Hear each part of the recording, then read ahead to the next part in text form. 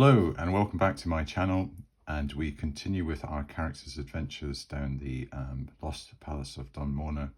A quick recap, we had been involved in quite a tense battle with a group of wandering monsters, which turned out to be a group of giant rats led by their magnificent, resplendent leader Rattus Novegicus, the master rat. They were defeated. They retreated with their tails literally between their legs down the passage that we had been defending. They were reduced to only 5 out of 11. They had taken heavy casualties. The leader, Rattus Novegicus, had taken a bit of a flesh wound, but he lived to fight another day, and the question is whether we will come across Rattus Novegicus again in the future. At least we did not have to suffer the humiliation of having to take some disease checks from any little rat bites that we had that had penetrated our armour, because the rats got absolutely nowhere near us.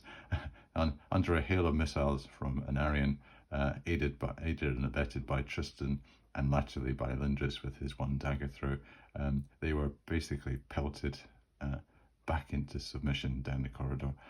So again, another display of phenomenal archery prowess from our characters, with this amazing surprise mechanic that creates almost an automatic weapon effect, which is very entertaining to watch. I must admit, I do quite enjoy when it happens. Okay, so we are back in Dunmorna. The characters. What they need to do is we get all our little tally stuff out, and we have to do a bit of housekeeping, which is always one of my little favourite things to do. I do like a bit of housekeeping. Yes, this is where it all happened. This is where the action was. The rats were here. The characters were here. There's a tantalising prospect of this passage. We will explore that anon. The rats have scuttled off down here, we don't know where, into the gloom, to maybe fight another day. There's no holes for us to having to cover up. These were rats that were above ground, and they just happened to wander down this corridor, and we managed to deal with them quite effectively. Okay, first thing we need to do is have our obligatory rest period. So what we'll do is, when it came to combat, that only took effectively one round. So we'll just add up another round here, because it was basically over in one. And the surprise segments were so minor, they hardly count. And then we have our rest period, which is another turn. And we are, I must admit, we are nearing the witching hour, because one of our objectives is to get this sample from the magic pool, take it back to Marchton, get it analysed before nightfall, really. So we really need, the clock is ticking for us now. So we have our rest period. The other thing we need to do is recover our missiles, and from memory, I'll just get my little post-it note. We've got Anarion. He's got, I think, 17 left in his quiver. Tristan's got 19. Anarion's fired 12 in the surprise segment. He fired 2 in the surprise segment, and then another 2 and 2. So that's 4, and that's 14. So the mechanic I have for recovery is, you will recall, is based on it's 40% plus, what is it? Is it 40? Yeah, 40% plus 1d6 times 10% is the number of arrows that we get back. So we'll do it for Anarion first. He gets, so that's 70%. So I'll get my calculator out. So it's probably about 11. So 14 times 70% is 10. So 10 arrows are recovered, so we lose 4. So that means it's down to 13 arrows actually. So remember, some of the rats had arrows sticking in them. There was a few from our, yeah. If we actually look at the tally sheet that we had, Rattus novegicus had an arrow sticking in him. Rat number 2 was unscathed. Rat number 4 had an arrow sticking in him. Rat number 8 had an arrow sticking in him. And rat number 11 had an arrow sticking in him. So that's 4. So that could account for the 4 arrows that we've lost. So, you know, they basically just scuttled off. So, you know, an Arian's not going to be able to do his repeat fire again. He's going to have to refresh his quiver when we get back to Marchton. So that's something to consider. So we're down to 13 for an Arian. And Tristan, he fired 4, so we'll do it the same mechanic for him. Oh yeah, by the way, that will take, it's the rate of fire every round. So that's going to be 7. That's going to take us 7 rounds to do that. And then for Tristan, we've got, he has 70% as well. So say that's 3 he gets back. So he loses 1, so he's down to 18 arrows. And that's going to take him one round. So while an Arian's getting his, it's going to take an Arian a long time to get all his arrows back because he's fired so many. So let's do we'll do Lindris as well. He's got a dagger, and it's a slightly different mechanic for that. It takes a round to do this, and it's base of 60 plus a 1d4. So we got a d4 out. So that's 4. So that's 100%. He gets it back. There's no need to check. So that's good for Lindris. He gets his favourite dagger back. He must have a bit of sentimental reason. This is from his old elf days. Maybe it was given to him as a gift from his father or something. So 7 rounds for the inventory on that. I don't think I've got anything else to note on that. So if we just get my ready reckoner. Dice tray for a minute. So what's that for? That's going to take us up to 1, remainder 1.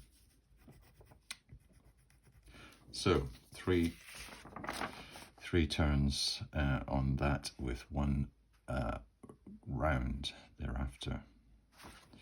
Okay. So the characters are all rested. They're refreshed. They have had a bit of a debrief. They've managed to retrieve their weapons, their missiles, full inventory. An Arian's a bit down on the weapons on the arrow front. Potentially he could take a few from Tristan, and then we can maybe just kind of equal it up because his rate of fire is so much higher. Maybe Tristan will donate some of his arrows, but on the basis that we're about to leave. Yeah, maybe we should do that because say we go outside and there's an encounter, and Arian's got to use his bow again. So what I think I'll do is I'll reduce Tristan. I'll put him down by say 5. Yeah, let's do him down by 5. He goes down to 13, and we'll boost him up to 18. Yeah, that's what we'll do. We'll just swap some arrows. Anyway, probably arrows are quite universal. Maybe there's a slight bit of difference on the fletching and you know, different type of feathers used, or maybe some of the arrows have different kind of colours, because maybe that's something distinctive that the Rangers like to have their own, maybe kind of forest green or something. But you know, Arian's, he's a pragmatic chap. He'll deal with the fact that he has to use these soft civilized arrows. They're much the same when it comes to firing at rats. Okay, so we've got a choice ahead of us. We've got this this tantalizing prospect of the rats disappearing down here into the gloom, and we could follow them and see where that leads us to. Or we've got this passage here that we saw maybe a chink of light. We're not sure whether our eyes are deceiving us in the gloom. We're not quite sure whether we've discerned it or not. So Dagobert says, I think let's just have a quick reconnoiter of this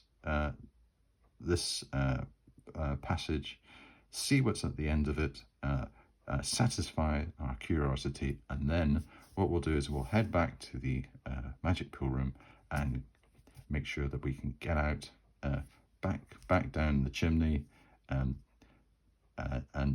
escape the complex, skedaddle back across Dunmorna and get back to Marchton. And that's our primary objective when we're thinking about it, so we really need to get our skates on. They say that's a good idea, Dagobert. Let's start mapping down here. So that's going to take us another, that will take us 3 rounds to do that. So we'll do that. 3 rounds to map that.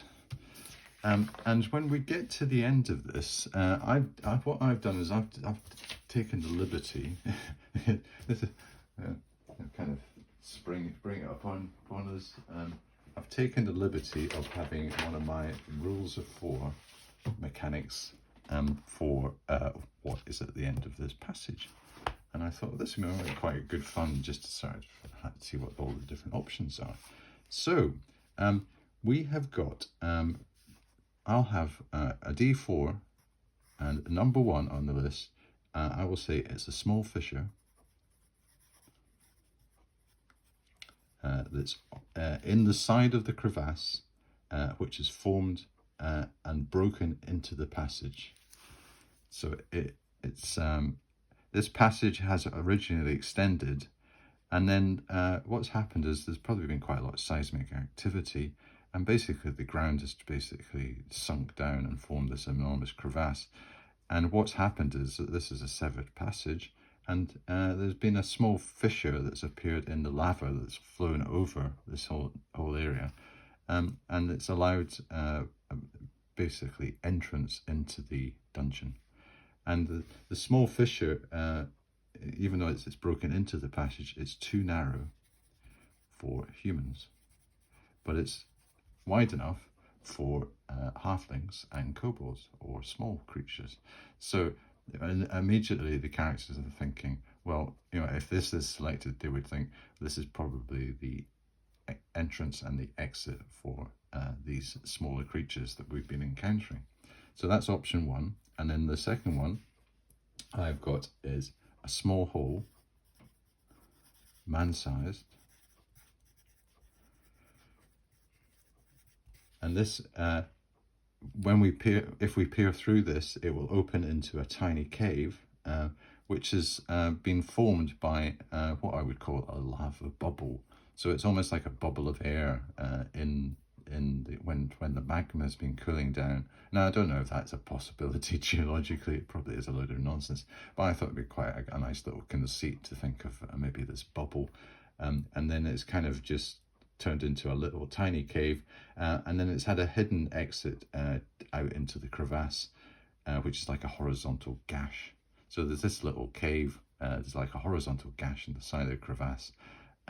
It's joined to this particular passage by a small hole. So that's a small hole, and it's man-sized. So it means that characters, if they discover that option, they can get out. And the third one is a passage destroyed. The passage has been destroyed by the shockwave and the collapse of the ground, the crevasse, leaving a small man-sized gap above the fallen rubble. So there's a small gap above rubble. So that's R. And this again, the gap is man-sized. So option 1, option 2, and option 3 allow humans and similar sized creatures to get through. And then option 4 is basically a dead end with no apparent entrance apart from a 15-foot shaft leading upwards to the side of the crevasse. To the side of the crevasse. And again, this is too small for humans. Okay, so that's our 4 different options that we can select. So I think we'll just go ahead and see what do the characters discover at the end of this corridor. And I thought, well, just thinking back, the objective of this is really trying to find out how did these halflings and potentially the kobolds get in. Maybe the kobolds have got a different route because they might not have come in through, in daylight or in something that's maybe open to the elements, and maybe they've got some other subterranean way. But why not? Why not? Say at night time they could have discovered this. They've got sharp eyes like the halflings. This sounds very kind of halfling-ish.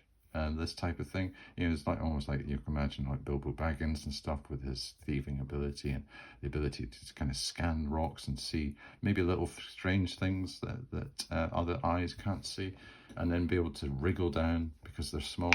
It's very much a kind of burglar type stuff. But let's see what exactly is there for us. So we get a 4. So it is.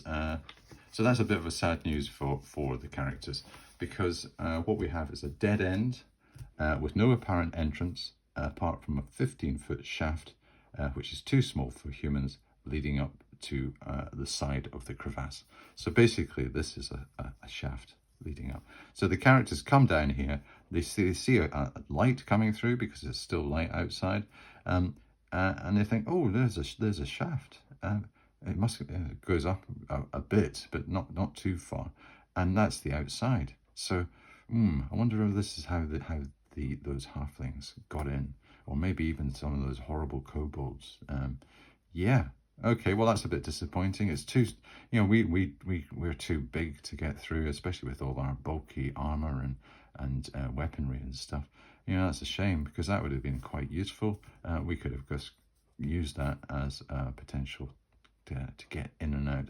But we'll make a note of that, and potentially as a future project, we could come back with a team of dwarves or miners and maybe excavate this, now that we know that we can get in, and use this as a quick entrance or exit.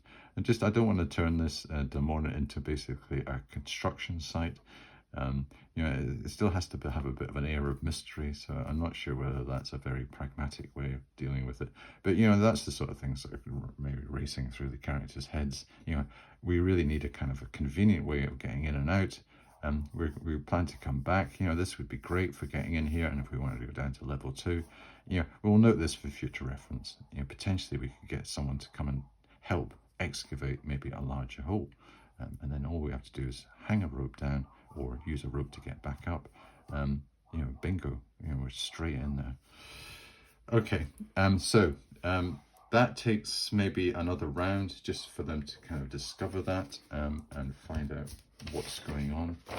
So I'll just chalk that up, and that's 5. Right, so Dagobert says, okay, enough's enough.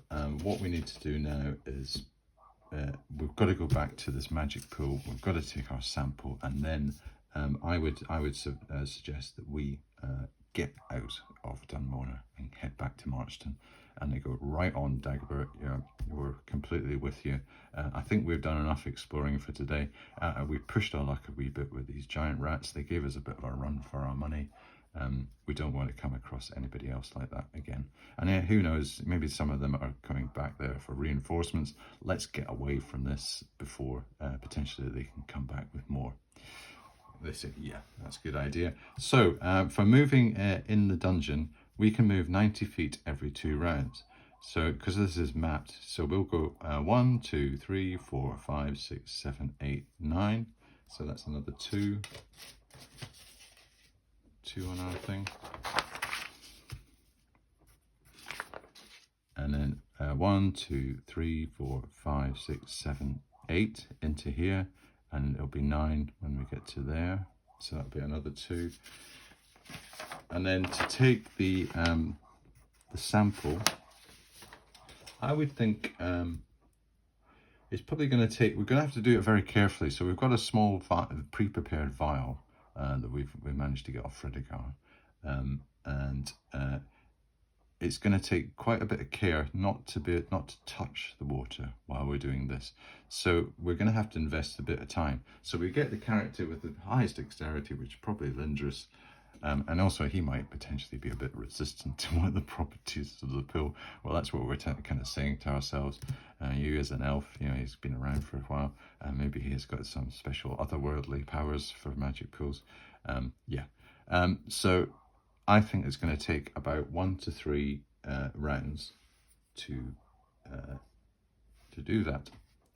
So let's find out how long it takes Lindris to gently put the vial in the water and fill it up, making sure that his fingers do not touch the water.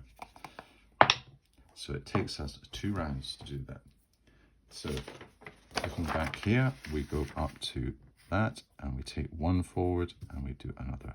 So we're up to 4 rounds. So we've got 1 more before we have to take a rest period.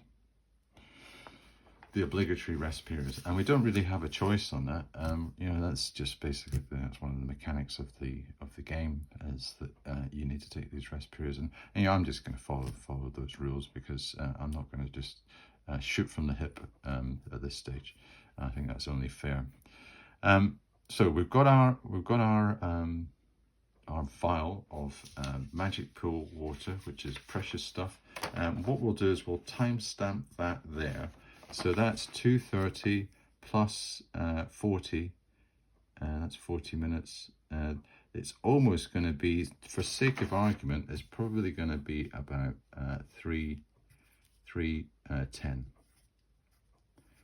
That's when we've taken the sample. So according to our little formula, we Kayla's a level 8 sorceress.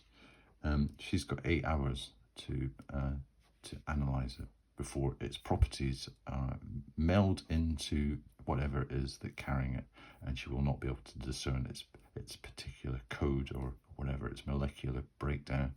All these very scientific terms which are not really appropriate for fantasy role-playing context, but it's the, you know, if you think of it in medieval speak, that you know, with the elements, basically that's, you know, it's the ether. Say the ether of the pool will disperse and maybe absorbed into the carrier, and it will not be able to discern its properties. That's a better way of putting it. Okay, so the clock is ticking. We'll do another, and we've got to get back to our chimney. So we'll do 1, 2, 3, 4, 5, 6, 7, 8, 9. That's another 2 here. 1, 2, 3, 4, 5, 6, 7, 8, 9. We almost get to the chimney. So there, we're up to 5 rounds. Tristan says, right, hurry down, chaps. What I'll do is I'll throw the rope down, and you climb down, and then what I'll do is I'll do what I did originally last time, is I will move down every 15 feet. I've got one of my stakes in, and I'll tie the rope to make sure that I don't fall. So I'll only have to, basically, we're only going to have to make one falling check for Tristan, and if he does fall, he's going to fall a maximum of 15 feet. Okay, so let's do that. He's got an 85% chance. The rest of the characters get down. I would say that's going to take at least maybe a couple of rounds to do that. So we'll do a couple of rounds on that. Yeah, we're going to get rid of them. We're up to 5 and that. That's a bit confusing.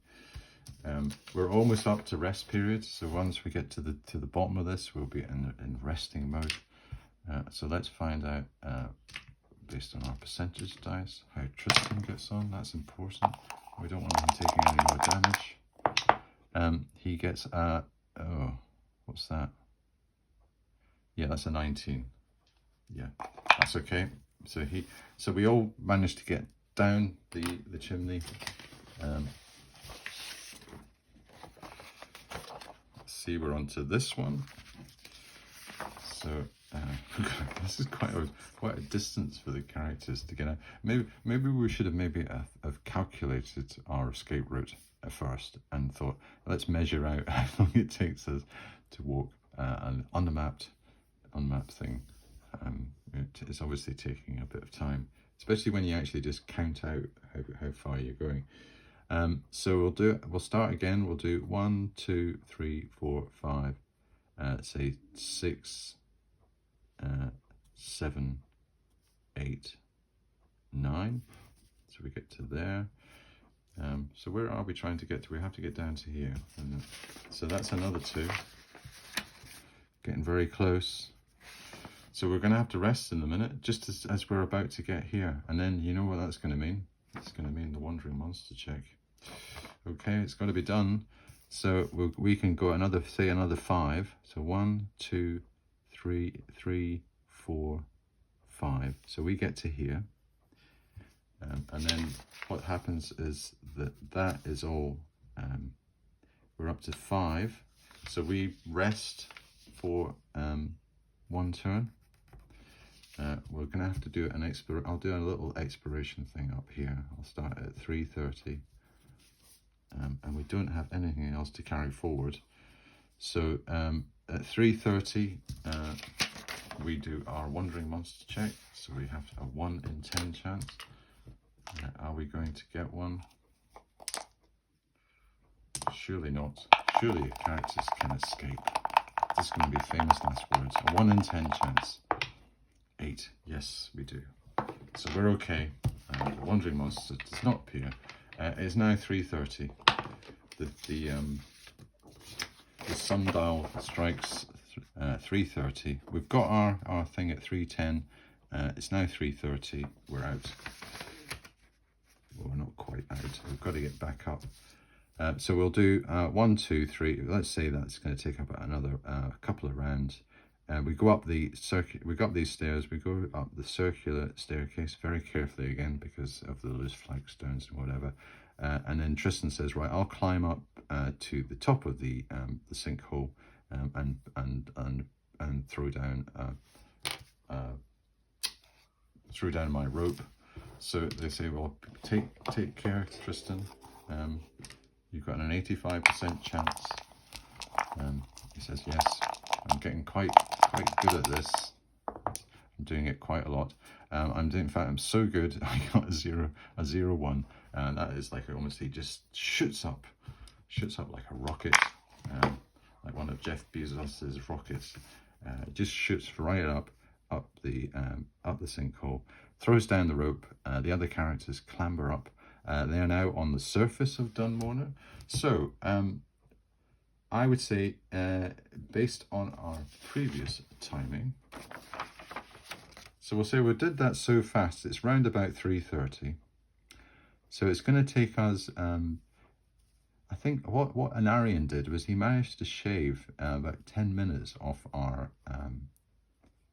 elapsed time that it took to get across the crevasse. So I think that we're going to do that again and actually bank it and say it takes 20 minutes for us to scamper back across the lava field of Dunmorner, the blasted, hellish landscape. It's still light, it's still very light, apart from the fact that we've got all the kind of obscuring clouds and smoke, and it's kind of like a hell landscape. But Anarian, he's very good at just finding the right paths for us to follow. He says, "Yep, I actually went up that way last time. I might actually try this one," and it actually proves to be very effective. And we managed to get to the edge of the crevasse. Now, what we need to do is just consult our Dungeon Master's Guide and look at the chances of having a random encounter and see what is happening. So we're in the hills. We're in the hills. We don't get one at noon. And it's not noon, and it's not. We haven't got to evening yet. So, if we'd been in the rough, I don't think rough's actually showing up. So what would have happened? Yeah, there isn't anything in the afternoon. So actually, we're okay if we go for this rigid differentiation. I'm not going to argue with the Dungeon Master's Guide. I think we've talked about this before, that maybe I could do something a bit more flexible and have. But yeah, I'm just going to stick with what the DM's guide says. There's no chance of an encounter. If we'd come out at 12 o'clock or around about noon, we might have had some trouble. But yeah. Okay, so there's no checks. That is now according to our timing. We're 3:30, we're 20 minutes. And again, I think when he was, we'll get our little map out. I haven't looked at our map for a while of the area. In fact, we've been down this dungeon. I think this is my 7th or 8th episode. Yeah, we've been down here a lot. About 8, maybe 8 or 9 episodes. So we haven't really seen the outdoors for a while. And in game terms, we've only been down there a few hours, but it does feels like, you know, literally in video footage time, it's been a very long time. In fact, video footage time is probably almost the same as the time that the characters have been down there experiencing. And so we've come to the edge of this rough hex. We're going to go into these gentle hills. This traditionally takes about a couple of hours for us to get through. And again, I think because we were using the Ranger, he managed to speed us up a bit. And I think we said we'd shaved between 20 minutes and a half an hour off. So let's maybe go for 20 minutes and say that it's because it's getting a wee bit dark and we're quite tired now. So we're not fresh like we were in the morning. We're getting quite weary, even though we've been resting and we've been doing all. It's taken a toll on us mentally and physically. We've had quite a number of encounters with some rather unpleasant creatures. You know, the rats have been very unpleasant. The rock crab was disgusting. Yeah, and the shrieker was just, it was repulsive. If we remember that room with all the kind of the postulating kind of liquid that was coming out. You know, it's been quite a traumatic experience. You know, the mental toll on these characters must be quite significant. Excuse me. You know, you've really got to sometimes weigh that up, and you know that affects your physicality. So in a long sort of winded way, I'm just saying that maybe I'm not going to knock too much time off. So we've got 20 minutes, so it's that's going to be 3:40. 350 we'll get to the edge of the lava flow, and then say about another, it would be we'd get back about 5:50. So let's say we get back about 5:30 at Marchton. So that means that what we do is we hit the military road and we skedaddle down very quickly down that road, and we get to Marchton. And we go, whew. Yeah. But as we are walking down the military road, we feel like we're, in fact, probably even earlier than that, when we're going through the hills, and we're kind of talking between ourselves. We're thinking, right, okay, so let's have a quick debrief as we walk, and they think that's a good idea. We've really got to try and think of what are the options in front of us, and they think, well, we've had our treasure haul, we've had a tray, we've had a belt, we've had 250 gold pieces in a sack, and we had 50 gold pieces in a container. So all in all, that should tally up to about 400 gold pieces that we've managed to extract as treasure, which is great. We're gonna have to realize the tray and the belt. We're gonna have to probably go to Thudbert's and sell them.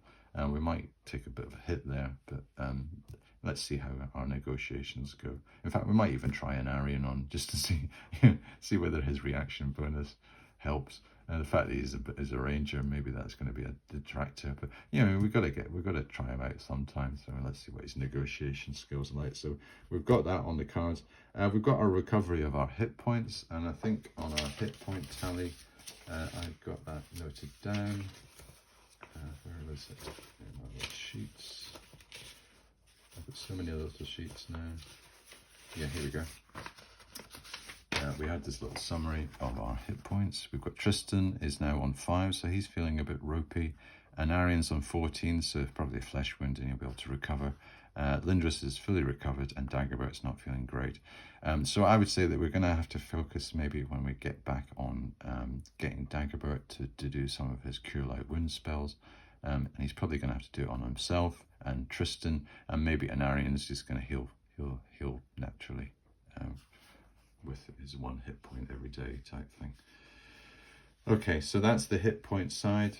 On on the this is another one that if you just cast your mind back to that Dunmore episode and all those 8 videos.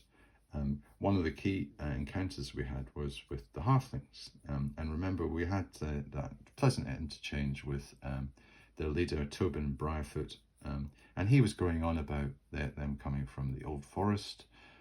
We managed to locate where they came from, and also that he was looking for an heirloom of theirs that Callistra had absconded and basically enslaved some of the early halfling population, called the Hearthstone. So this is all new lore, or potentially new lore, and this is, again, we could use our information and lore mechanic. We go back to the keep and have a word with Eridan, who is the Chamberlain, and see whether he could maybe give us some gold for this information, or is it important, or do they know this already? So that's another option that we've got. And then finally, of course, we've got our pool sample that we've taken, the magic pool, and we were kind of wondering, well, what are we going to do with this? Are we going to, once we get the information, say we get information from Kayla, are we going to use that information for ourselves?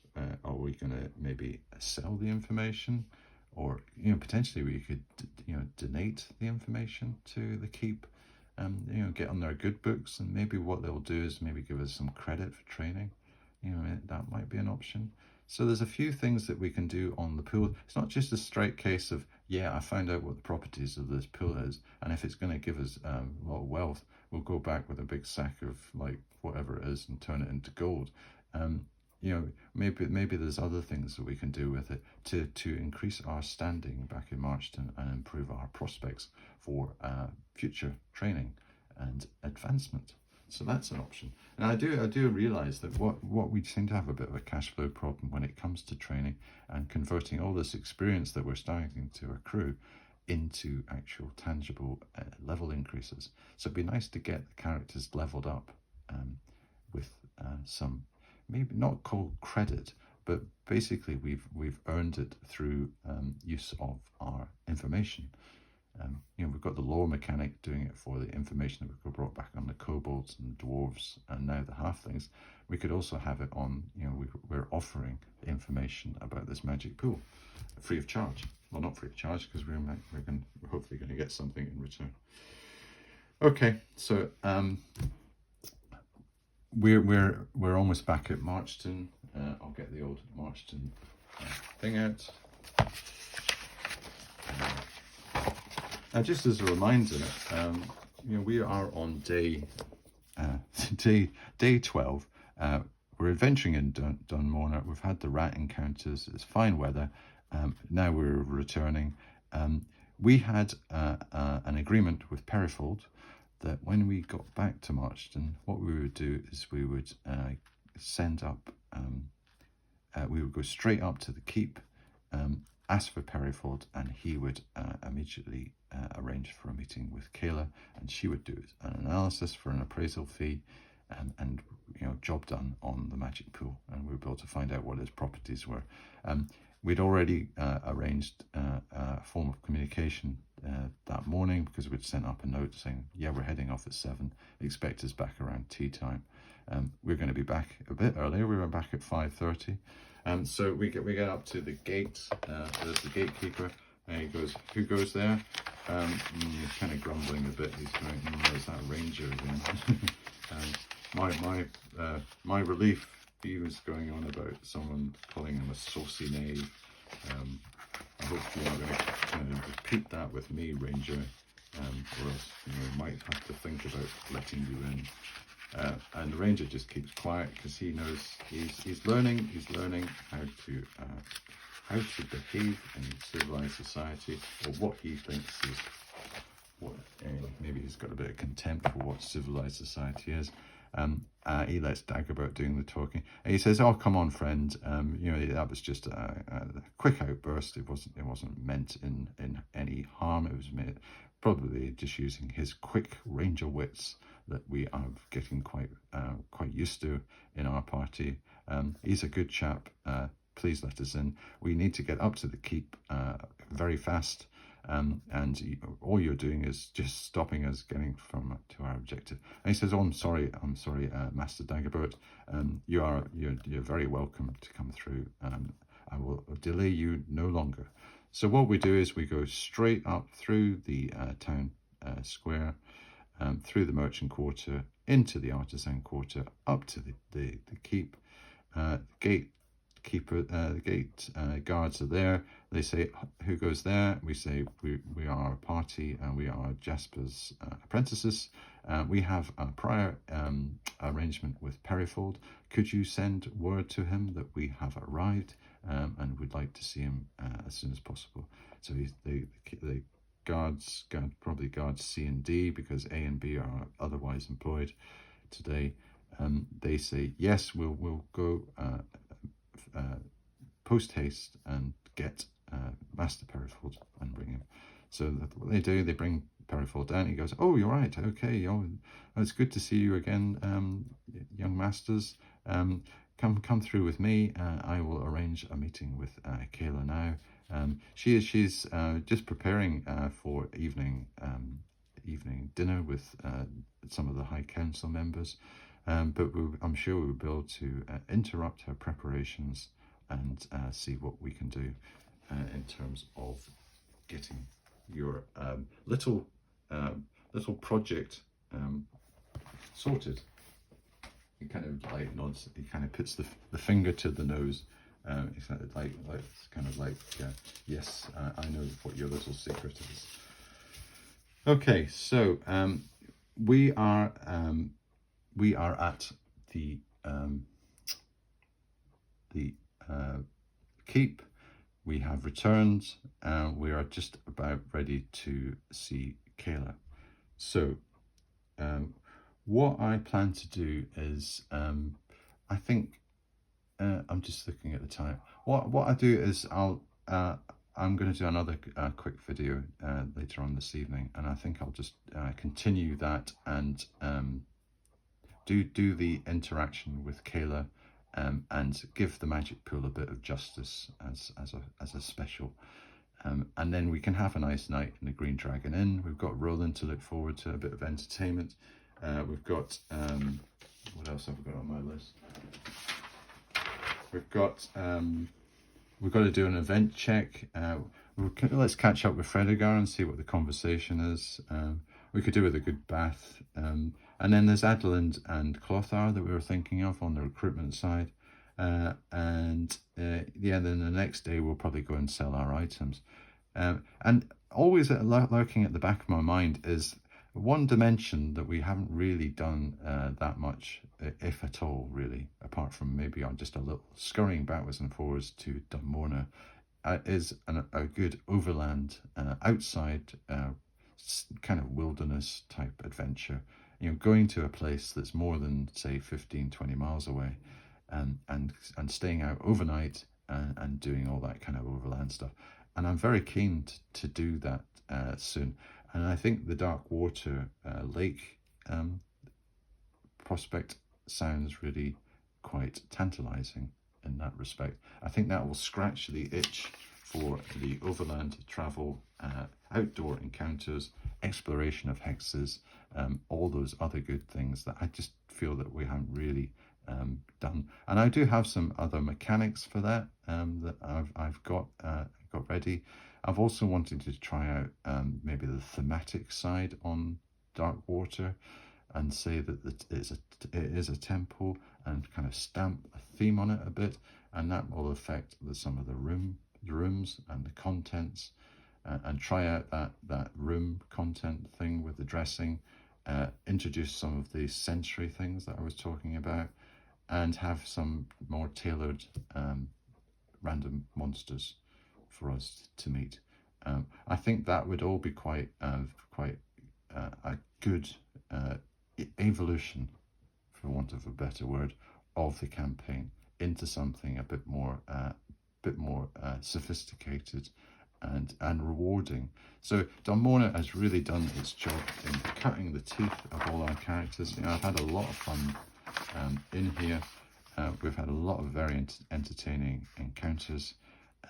It's been completely random. You know, everything I've done here has been more or less generated. I would say 99% of it has been generated. There's just been a few little things, additions that I've done, and that's really just to facilitate play. But what I would like to do for the next one is to have something a bit more tailored to the situation. Still use the Appendix A as the basis, but modify it in a way that gives us more outcomes shaped to the theme, and just really what we're trying to get out of that particular adventure. Okay, so I will just a short break until my next video, but yeah, I think that's quite a good juncture just to maybe have the magic pool analysis ready as the first thing. And we're going to see Kayla and all her glory. You know, wonder what she's gonna be, and maybe she will take a shine to an Aryan. She likes a ranger. You know, who knows? He's got a charisma of 60, and he's probably quite a good looking chap.